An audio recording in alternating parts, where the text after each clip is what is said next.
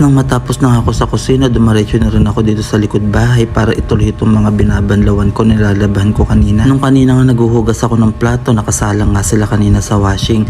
Kaya nung natapos na ako maghugas ng plato, heto, binabanlawan ko naman na ito. Pasalamat na rin ako at meron washing dahil kung walang washing talaga namang kukusutin ko isa-isa yan. Hindi naman kasi automatic yung washing machine namin, kaya heto, binabanlawan ko lang talaga sila ng mano-mano. 3 banlaw pa lang ginagawa ko sa kanila. Ito nga pala nakikita nyo ay pangalawang banlaw na. Pagkatapos na to, banlawan ko na ulit. Ito nga natapos na ang pangalawang banlaw. Binuhos ko lang itong mga pinagbanlawan ko rito para naman mawalay dulas at pinaliswalisan ko na lang din. At nagpatulo na rin ako. Ito na ang pangatlong banlaw. Sa pagbabanlaw naman, ito nga kinukusot ko lang din sila mabuti tapos pinapilipitan ko na mawala naman yung mga bula. Lalo na last banlaw na to. Sa tuwing naglalaba ako talaga naman 3 banlaw ang ginagawa ko kasi nga ayoko na may matitirang bula. Aba kung bakit may matitira pa rin bula kahit papano, kahit na 3 o 4 na banlaw na ang ginagawa ko. Siguro dahil sa sabon din na ginagamit natin na masyadong mabula. 3 banlaw nga lang ang ginagawa ko. Buti na lang meron din kaming dryer na nakakatulong mapilipitan at mapiga itong mga damit at mawala ang mga bula. At na matapos ko ng banlawan, ito nga inopen ko na rin itong dryer namin. At pagka open ko nga, ito nga nilagay ko na rin itong mga damit na nabanlawan ko na.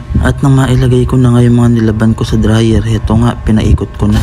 At nung pinaikot ko nga, ganito nga karaming katas ang nakuha sa kanya. Meron pa namang konting bula na naisasama. Pero okay na yan, malinis naman na. At maya maya nga tumunog na rin itong timer at tuminto na nga rin itong dryer. At tapos na nga itong dinadryer ko. Inopen ko na nga itong dryer. Hinintay ko na nga lang din tumigil itong umiikot na to. At pagkatapos kinuha ko na rin yung mga dinadryer ko. Nang makuha ko nga yung mga dinadryer ko, heto nga nilagay ko lang sila sa isang malinis na basket. Pagkatapos sinangar ko na lang din at isinampay na.